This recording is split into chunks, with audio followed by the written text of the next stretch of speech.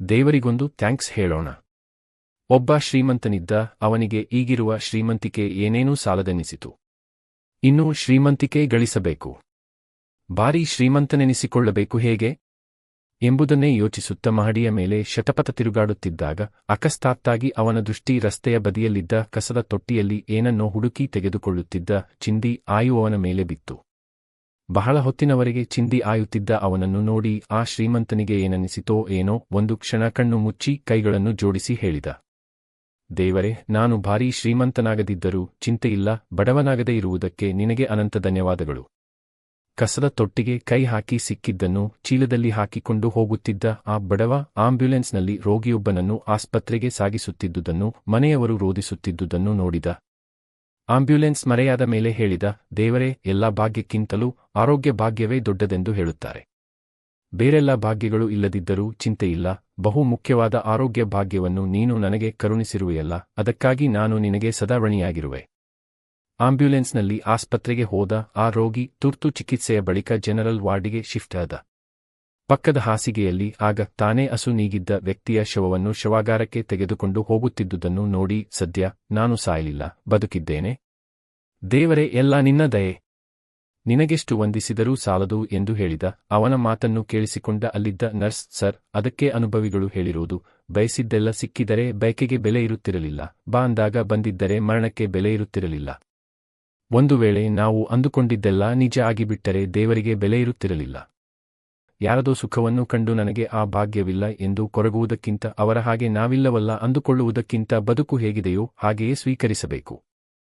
ಕನ್ನಡಿಯೊಳಗಿನ ಗಂಟಿಗಿಂತ ಕೈಯೊಳಗಿನ ದಂಟೆ ಲೇಸು ಎಂಬಂತೆ ತಮಗೆ ಸಿಗದೇ ಇರುವ ವಸ್ತುವನ್ನು ಪಡೆಯುವ ಹಂಬಲ ಬಿಟ್ಟು ಪ್ರಾಪ್ತವಾಗಿರುವುದರಲ್ಲಿ ಖುಷಿಪಡಬೇಕು, ನೆಮ್ಮದಿ ಕಾಣಬೇಕು ಎಂದು ಹೇಳಿದಾಗ ಅವನು, ಹೌದು ಸಿಸ್ಟರ್, ನಿಮ್ಮ ಮಾತು 100ಕ್ಕೆ 100ರಷ್ಟು ಸತ್ಯ ಎಂದು ತಲೆಯಾಡಿಸಿದ.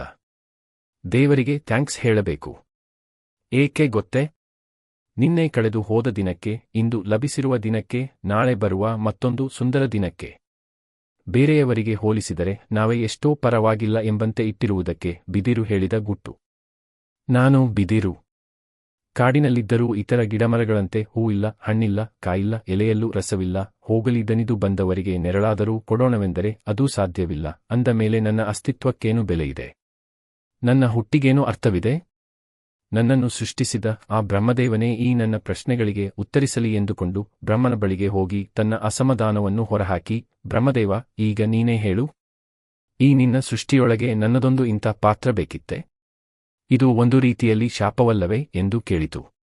ಬಿದಿರಿನ ಮಾತನ್ನು ಕೇಳಿ ನಕ್ಕು ಬ್ರಹ್ಮದೇವ ಹೇಳಿದ, ನಾನು ಯಾರಿಗೂ ಶಾಪವನ್ನು ಕೊಡುವುದಿಲ್ಲ, ವರವನ್ನು ಕೊಡುವುದಿಲ್ಲ. ನನ್ನ ಈ ಸೃಷ್ಟಿಯಲ್ಲಿ ಪ್ರತಿಯೊಂದಕ್ಕೂ ಅದರದೇ ಆದ ಪಾತ್ರವಿದೆ, ಸ್ವರೂಪವಿದೆ, ಪ್ರಾಮುಖ್ಯತೆ ಇದೆ.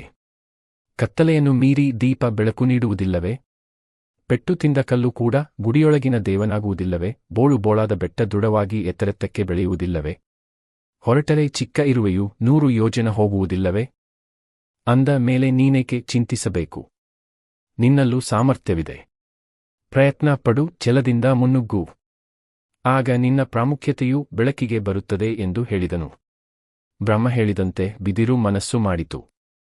ಹಠ ಹಿಡಿದು ಬೆಳೆಯಿತು, ಅತಿ ವೇಗವಾಗಿ ಬೆಳೆಯಿತು. ಕೃಷ್ಣನ ಕೈಯಲ್ಲಿ ಕೊಳಲಾಯಿತು, ಮುದುಕರಿಗೆ ಉರುಗೋಲಾಯಿತು, ತೂಗುವ ತೊಟ್ಟಿಲಾಯಿತು, ಬಾಗಿನಕ್ಕೆ ಮೊರವಾಯಿತು, ಅಂಬಿಗನಿಗೆ ಹುಟ್ಟಾಯಿತು, ಗುಡಿಸಲಿಗೆ ನೆರಳಾಯಿತು, ಮನೆಯೊಳಗಿನ ಪೀಠೋಪಕರಣಗಳಾಯಿತು, ಹತ್ತಲು ಏಣಿಯಾಯಿತು, ಧಾನ್ಯದ ಕಣಜವಾಯಿತು, ಖಾದ್ಯವಾಯಿತು, ಹೂ ಬಿಟ್ಟು ಅಕ್ಕಿಯಾಯಿತು, ದೀಪದ ಕಂಬವಾಯಿತು, ಕಾಗದ ಬಟ್ಟೆ ತಯಾರಿಸುವ ಕಚ್ಚಾ ವಸ್ತುವಾಯಿತು, ಆನೆಗಳಿಗೆ ಪ್ರಿಯವಾದ ಆಹಾರವೆನಿಸಿತು, ಮೇದಾರರಿಗೆ ಬುಟ್ಟಿಯಾಯಿತು, ಜಾತ್ರೆ ಉತ್ಸವಗಳಲ್ಲಿ ನಂದಿಕೋಲಾಯಿತು, ಸತ್ತವರಿಗೆ ಚಟ್ಟವಾಯಿತು, ಒಂದೇ ಎರಡೇ ಬಹುಪಯೋಗಿ ಸಸ್ಯವೆನಿಸಿತು. ಹುಟ್ಟಿದಂದಿನಿಂದ ಸಾಯುವವರೆಗೂ ಮಾನವನ ಜೀವನದಲ್ಲಿ ಒಂದಲ್ಲ ಒಂದು ರೀತಿಯಲ್ಲಿ ಹಾಸು ಹೊಕ್ಕಾಯಿತು. ತಾನು ಏನೇನೂ ಅಲ್ಲವೆಂದುಕೊಂಡಿದ್ದ ಬಿದಿರು ತಾನೆಲ್ಲವೂ ಎನ್ನುವಂತೆ ಬೆಳೆಯಿತು. ನನ್ನಿಂದೇನಾಗದು ಎಂದು ಕೈ ಚೆಲ್ಲಿ ಕುಳಿತುಕೊಳ್ಳುವವರಿಗೆ ಮನಸ್ಸು ಮಾಡಿ ನೋಡೊಮ್ಮೆ ಮಾರ್ಗವಿದ್ದೆ ಇದೆಯೆಂಬ ಗುಟ್ಟನ್ನು ಹೇಳಿತು. ದಾರಿಯಿಲ್ಲ ಅಂತ ನಡೆಯುವುದನ್ನೇ ನಿಲ್ಲಿಸಬಾರದು, ನಡೆದದ್ದೇ ದಾರಿಯಾಗಬೇಕು. ಆ ದಾರಿ 4 ಜನಕ್ಕೆ ಸ್ಫೂರ್ತಿಯಾಗಬೇಕು.